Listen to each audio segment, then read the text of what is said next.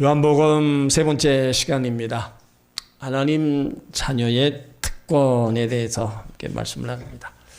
지난 시간에 만물이 예수로 말미암아 지은 바 되었으니 지은 것이 하나도 예수님 없이는 된 것이 없다 말씀하고 있어요. 그러니까 우주 만물, 하늘과 땅, 바닷속에 있는 것까지 예수님이 만드셨습니다. 우리 인간만 만든 게 아닙니다. 하늘과 땅과 그대에 있는 모든 것 다 예수님이 만드셨습니다. 그래서 예수 안에 생명이 있었으니 이 생명은 사람들의 빛이라. 그런데 안타깝게도 빛 대신 예수님을 사람이 알아보지 못했습니다.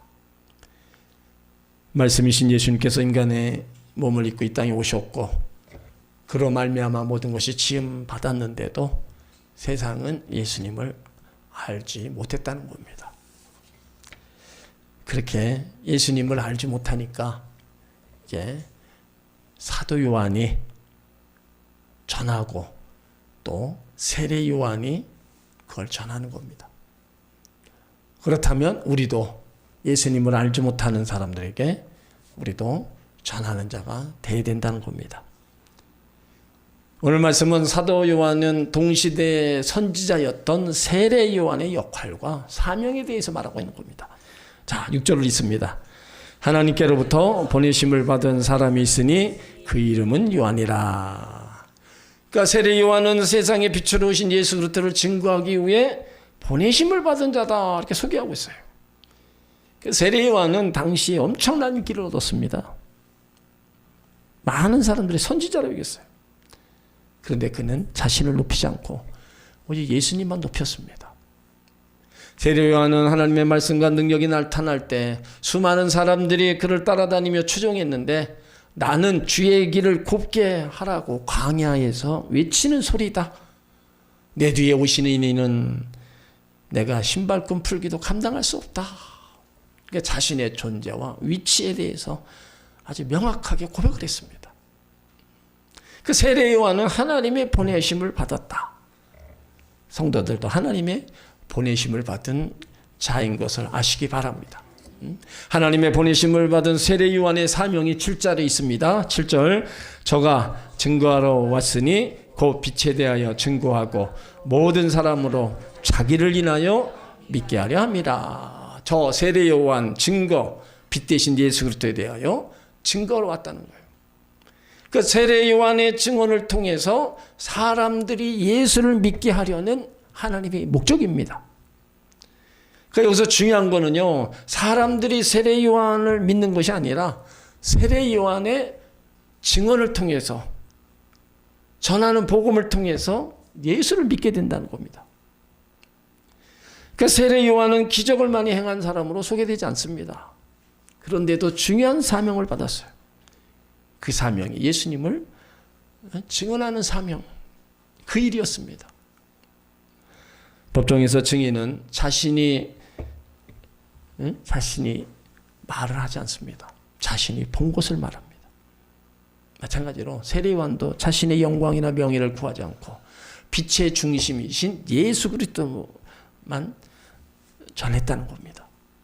그 성경에서의 빛은 진리, 생명, 거룩함, 구원을 상징합니다. 세상은 죄와 무주 어둠 가운데 있지만 예수님은 그 어둠을 밝히시는 참빛으로 오셨습니다. 사람들이 구원을 받는 것 세례 요한 때문이 아닙니다. 세례 요한이 증거한 빛, 바로 예수님 때문입니다. 세례 요한은 등불이었지만 참빛은 예수님이십니다. 하나님은 특정 계층이나 민족만 구원하는 분이 아닙니다. 모든 사람이 구원받기를 원하십니다. 그래서 하나님께서 복음을 모든 사람에게 전하게 하시고 누구든지 믿을 수 있도록 문을 열어 두었습니다. 세례 요한은 자신에게 사람들의 관심이 집중되어 올 때에도 늘 예수님께 시선을 돌렸어요. 이런 걸 보면 우리 신앙생활도요, 내가 인정받으려고 하는 게 아닙니다. 항상 높임은 하나님께 받아야 되고 영광은 하나님 앞에 돌려야 되는 겁니다. 여기 세례 요한은 증인이 아니에요. 모든 그리스도인, 바로 예수님을 나타내는 증인으로다가 바로 부름 받았음을 우리도 알아야 되는 겁니다.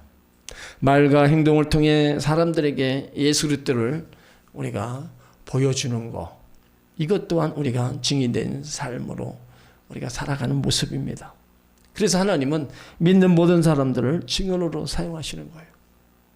성경 말씀, 설교, 간증, 전도를 통해서 사람들은 예수님을 알게 되고 마음의 믿음으로 이제 주님 앞에 나오게 되는 겁니다.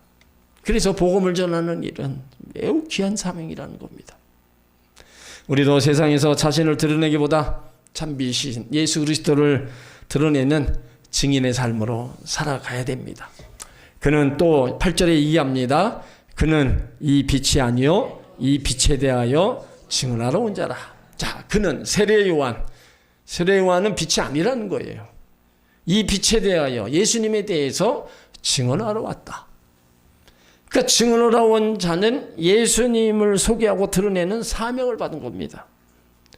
그 당시 사람들은 세례 요한을 특별한 선지자, 메시아로 오해할 가능성이 많았습니다. 그러니까 그는 자신이 왜 왔냐, 무엇 때문에 왔느냐를 확실하게 지금 얘기하고 있는 거예요. 나는 빛이 아니다 이거예요. 나는 그 빛에 대해서 증언하러 온 사람이다. 그러면서 요한복음 3장 30절에 보면 그는 흥하여 하겠고 나는 쇠하리라. 예수님은 흥하여 하겠고 나는 보잘것없다. 그렇게까지 자신을 낮춘 사람입니다. 하나님의 종은 자신을 드러내는 사람이 아니라 참빛 예수 그리스도를 드러내는 사람입니다. 빛은 어둠을 몰아내고 길을 보여주는 겁니다.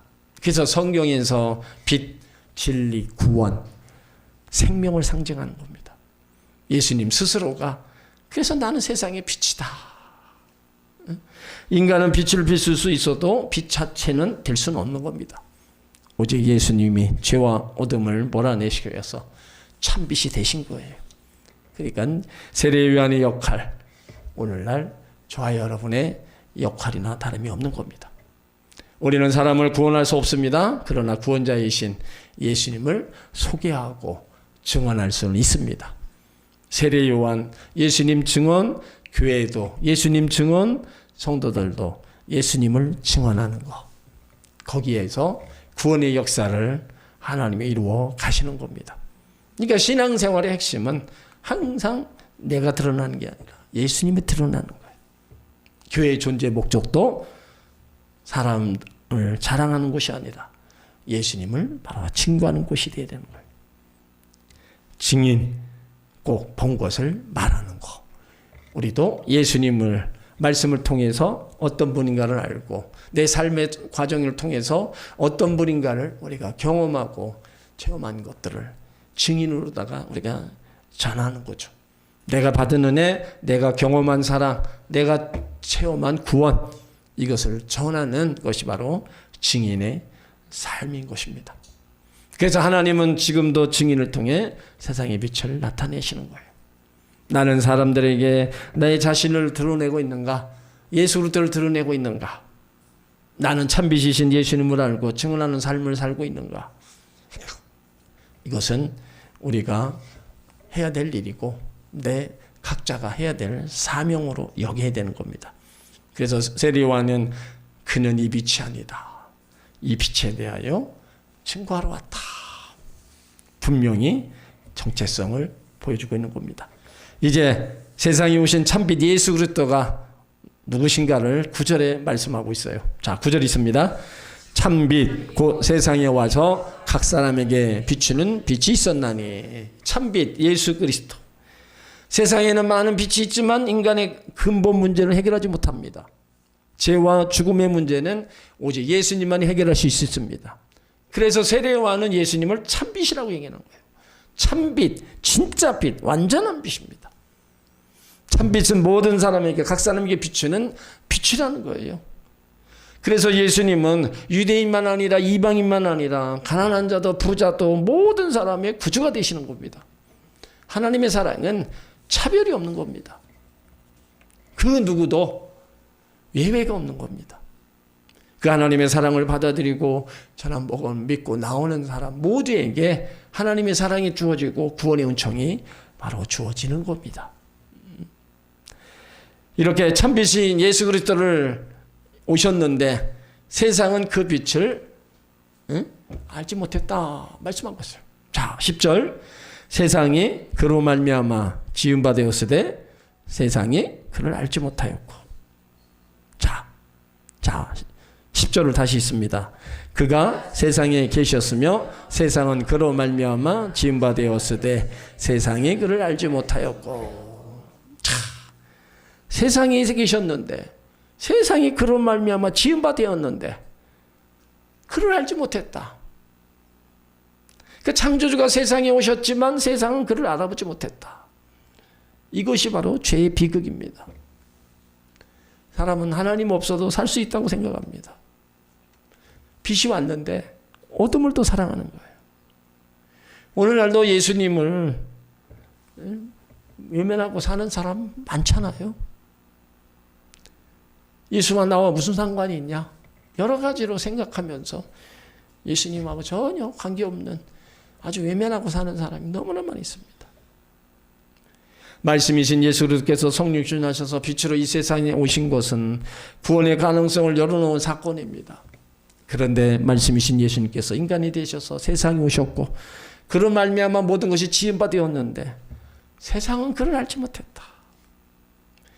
예수님 당시 33년간 인간의 몸을 입고 수많은 기적, 능력, 말씀을 선포했는데 그 거부한 사람들이 유대인들이었습니다. 그 유대인들이 예수님을 거부했다는 것은 모든 세상 전체가 예수님을 거부했다는 겁니다. 하나님의 아들이신 예수님께서 거룩하고 흠없는 분으로 오셨는데 영접지 아니했다는 거예요. 그 이스라엘 백성들은요, 구약 예언을 통해서 메시아가 나타나기를 간절히 고대했습니다. 그런데도 메시아가 왔는데도 알아보지 못하고 십자가에 못 박아 죽였습니다. 왜요? 그들은 영적 소경이었습니다. 성경은 인간의 실존을 이제 로마서 3장 10절로 12절에 말씀하고 있어요. 기록된 바 의인은 없나니 하나도 없으며 깨닫는 자도 없고 하나님 찾는 자도 없고 다 치우쳐 함께 무익하게 되고 선을 행하는 자 없나니 하나도 없다. 그러니까 이렇게 인간이 전적으로 부패해서 빛이 왔는데 어둠 속에서 빛을 볼 수 없는 상태가 된 거예요. 빛을 볼 수 없는 장님은 기적으로 눈을 떠야 빛을 볼 수 있는 겁니다. 기독교의 복음은요, 예수를 믿는 영적 눈이 열리는 겁니다. 예수님께서 오시기 700년 전에 이사야 선지자는 그 황폐한 이스라엘 백성들에게 오실 메시아를 통해서 다시 회복시킬 것을 예언했습니다. 이사야 35장 5절 6절을 보면 그때 맹인의 눈이 밝을 것이고 못 듣는 사람의 귀가 열릴 것이며 그때 저는 자는 사슴같이 뛸 것이며 말 못하는 자의 혀는 노래하리니 이는 광야에서 물이 솟겠고 사막에서 신이 흐를 것이라. 이 예언대로 실제로 예수님께서 영적 소경이 되었던 우리에게 광명의 빛 진리 되시는 예수 그리스도를 주로 고백할 수 있는 신령한 영적 세계를 깨닫게 해주신 겁니다. 그로 인해서 우리가 하나님을 알게 되고 믿게 된 거고 우리가 주님 앞에 나오게 된 거예요. 이런 거예요. 은혜가 아닐 수가 없는 겁니다. 영적 소경이었던 우리가 어떻게 우리가 하나님 진리의 말씀을 알고 예수 그리스도를 우리가 알겠어요? 우리 가운데 깨닫는 은혜를 주시고 믿음의 은혜를 주셨기 때문에 우리가 예수가 누군지를 알고 믿게 되고 깨닫게 되고 그래서 우리가 주님 앞에 나온 거예요. 그러니까 그것이 은혜라는 겁니다. 그걸 깨닫지 못하면 지금도 아무리 우리가 예수 믿으라고 얘기를 해도요 안 나옵니다. 나올 수가 없어요. 우리의 이성으로 예수가 사람의 몸을 입고 우리를 구원하시기 위해서 세상에 오신 것을 믿을 수 있습니까? 전적인 은혜, 성령의 은혜, 영적인 눈을 열어주실 때 하나님을 알고 믿을 수가 있는 겁니다. 하나님 계시의 말씀을 통해서 닫혀있는 우리 영적인 눈이 열려질 때 하나님이 나의 구원자, 예수 그리스도가 나의 구원자라고 고백할 수가 있는 겁니다. 예수님께서 5천 명을 먹이시는 놀라운 기적을 행하셨죠. 그 기적을 보면서 많은 사람들이 감탄을 했습니다. 그러나 예수님은 자신을 가리켜서 나는 하늘로서 내려온 생명의 떡이다. 너희 조상들이 먹고 죽은 것 같지 않는 생명의 떡이다 말씀하십니다. 그러나 그 무리들은 예수님을 알지 못했습니다. 대부분 사람들은요, 기적만 보고 배만 채우고 다 떠나갔어요. 예수님이 그때 제자들에게 묻습니다. 너희도 가려느냐 물었습니다. 그때 베드로가 요한복음 6장 68절에서 주여 영생의 말씀이 주께 있사오니 우리가 누구에게로 가오리까? 우리가 주는 거룩하신 자인 줄 알고 믿고 알았습니다. 주의 영생의 말씀이 주께 있는데 우리가 어디로 가겠습니까? 우리가 주의 거룩하신 하나님의 거룩하신 자인 줄 알고 믿고 알았습니다. 그러니까 안 떠난 거지. 그걸 모르는 사람들은 다 그냥 예수님이 누군지를 모르니까 그냥 다 떠나가는 거예요. 그러니까 베드로는 예수님 신적 권위에 대해서 영적 눈이 열렸습니다. 그러나 그때 예수님께서 너희 중에 한 사람은 마귀니라 말씀하세요. 성경에서 가장 불쌍한 사람 가룟 유다입니다. 제자로 부름받고 3년간 따라다니면서 예수님의 그 기적과 말씀을 들었는데 영에 눌리지 않은 거예요. 영의 눈이 열리지 않으니까 예수님을 은 30일 팔아먹습니다. 여러분, 우리가 가룟 유다를 보면서 우리도 신앙생활 잘해야 됩니다. 교회 오래 다닌다고 해서 구원받는 게 아닙니다. 열심히 봉사를 해도 예수를 알지 못할 수도 있습니다. 성경 지식이 많아도 구원받지 못할 수 있습니다. 서기관과 바리새인들이 구제, 기도 생활, 선행 그렇게 많이 했는데도 하나님 자녀가 아닐 수도 있어요.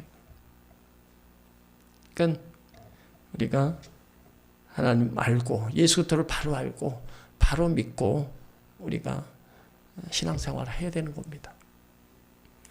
이 세상의 역사는요, 어둠의 역사입니다. 실제로 빛 대신 예수님께서 이 세상에 오셨지만 영적인 눈이 열리지 않았다면 기독교의 복음을 바로 종교로 생각합니다. 예수는 기독교 창시자가 아닙니다. 오히려 예수님은 유대교 지도자들을 향해 분노했어요. 종교 지도자들과 논쟁 부딪혔습니다. 종교에는 생명이 없습니다.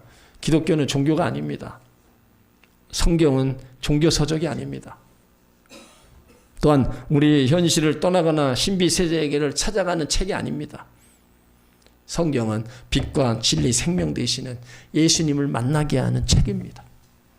그러니까 그 성경 속에 말씀 속에 바로 모든 게 다 들어있는 겁니다. 그 성경은 우리가 하나님 앞에서 죄인임을 고백하고 인정하는 그런 말씀들이 다 기록되어 있습니다. 또한 예수 그리스도만이 나의 구원의 길이시며 나의 죄 문제를 해결해 주시고 십자가에서 보배로운 피를 흘려주시고 나를 구원해 주셨고 바로 죽으셨다는 것을 우리는 성경을 통해서 알고 믿는 겁니다. 그럴 때 나타나는 현상이 우리 삶의 현장에서 믿음의 시각과 신앙적인 사고를 하게 됩니다. 자신의 인생 속에 하나님이 간섭, 개입하셨다는 것을 신뢰하면서 하나님의 눈을 피할 수 없는 것을 자신의 인생 속에 경험해내는 거예요. 그러면서 나의 영적 눈이 열려가는 겁니다. 그러니까 우리가 체험을 하고 말씀을 통해 깨달아 알고 그거 하나하나가 바로 내 영의 눈이 열려가면서 더 하나님을 간절히 찾게 되고 믿고 따르며 가게 되는 거예요. 이제 오늘 11절은 가장 슬픈 구절 중에 하나입니다. 자, 11절. 자기 땅에 오매 자기 백성이 영접지 아니하였다. 자, 자기 땅에 오매 자기 백성이 영접지 않았다. 메시아를 기다리던 유대인들이 정작 메시아를 거절했습니다. 종교는 있었지만 믿음은 없었습니다. 지식은 있었지만 순종은 없었어요. 우리도 교회 오래 다닌다고 해서 자동적으로 예수님을 영접하는 게 아닙니다. 우린 날마다 모셔야 돼요. 이렇게 예수님이 이 땅에 오셔서 뭔가를 구원의 역사를 이루어 나가시려고 했는데 영접지 않았다. 그때나 지금이나 똑같습니다. 지금도 영접하는 사람은 영접하고 영접하지 않는 사람은 안 합니다. 그러면 영접하는 자에게 어떤 축복을 주십니까? 자, 12절. 영접하는 자 곧 그 이름을 믿는 자들에게는 하나님의 자녀가 되는 권세를 주셨으니, 영접한다는 것은 믿는다는 겁니다. 영접과 믿음을 같은 의미로 사용한 거예요. 영접은 단순히 존재를 인정하는 게 아니라 예수님을 구주와 주인으로 모시는 겁니다. 머리로 아는 것이 아니라 마음으로 받아들이는 거예요. 우리가 예수 믿을 때 가장 큰 축복은 그리고 뭐예요? 하나님 자녀 되는 겁니다. 하나님 자녀가 돼야 제사함받고 하나님을 아버지라 부를 수 있는 거예요. 하나님 자녀가 돼야 기도의 특권을 누리고요, 천국의 상속자가 되는 겁니다. 그래서 하나님 자녀의 신분은요, 그 어떤 신분보다 참 귀한 겁니다. 물론 우리가 하나님 자녀라고 뭐 써붙여 놓고 다니는 건 아닙니다. 하지만 예수 믿는 자에게 주시는 특권이에요. 영적인 특권. 그래서 하나님 자녀라는 건요, 하나님과의 언약적 관계에 있다는 겁니다.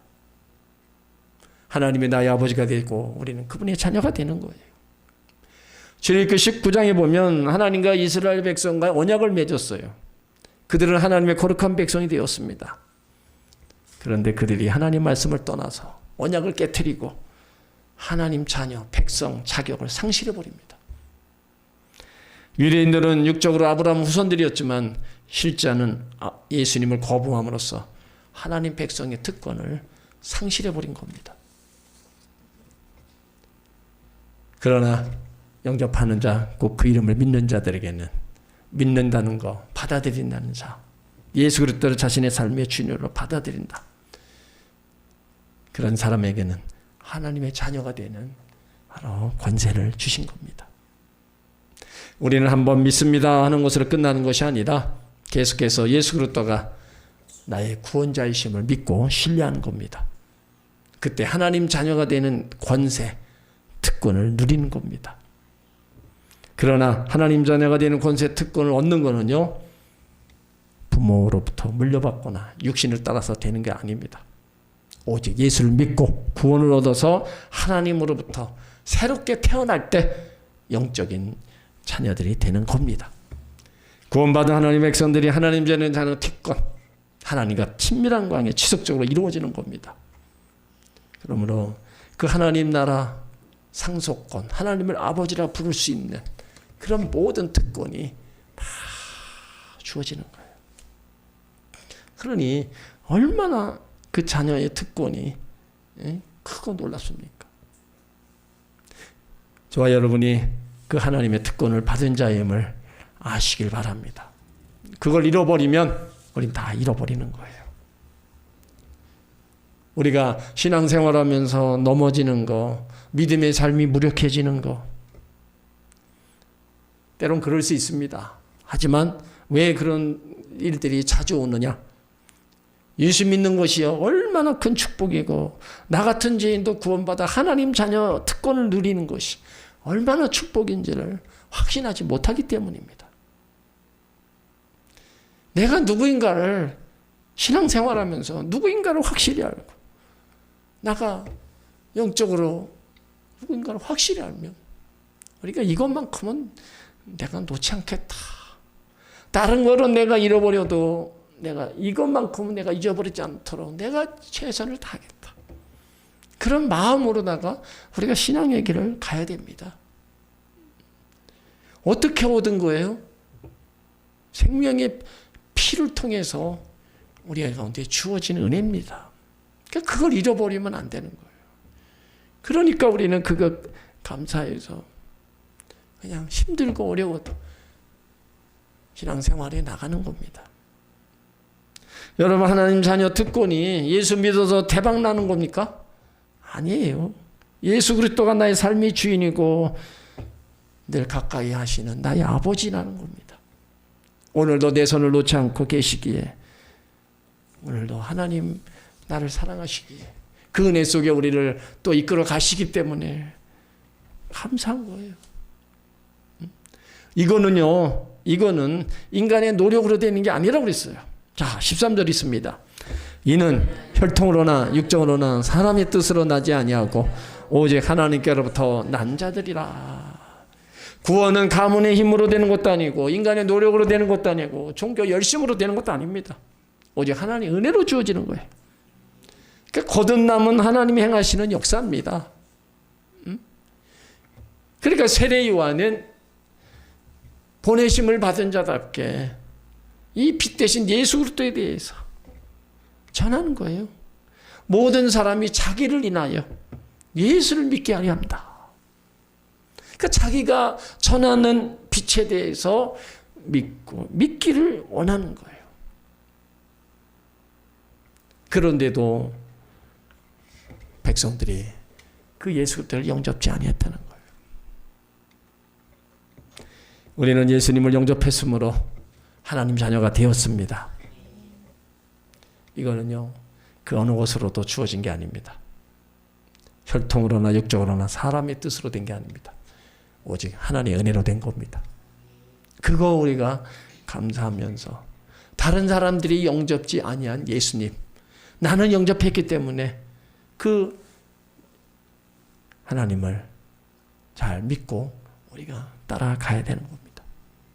그리고 빛된 삶을 살아가기를 우리가 힘쓰고 애써야 되는 거예요. 하나님 자녀의 권세, 이거는 엄청난 겁니다. 이 땅에서 우리가 좀 없이 살고 좀 몸이 아픈 가운데 살아도 이 하나님 자녀에 대한 권세만큼은 우리가 절대로 잊어버리면 안 됩니다. 빼앗겨도 안 되고요. 이거를 꼭 간직하고 나가야 됩니다. 그래서 하나님 자녀에게 주시는 그런 특권들, 그걸 다 받아 누리시길 바랍니다. 이 땅에서뿐만 아니라 제일 하나님 나라의 상속자로서 하나님 나라를 기업으로 얻는 그 기업까지 다 얻으시기 바랍니다. 이거는 그 어떤 것으로도 대신할 수 없는 겁니다. 그것까지 품고 하나님 자녀로서 더 당당하게 하나님과 함께 이 땅을 달려가시기를 예수 이름으로 축원합니다.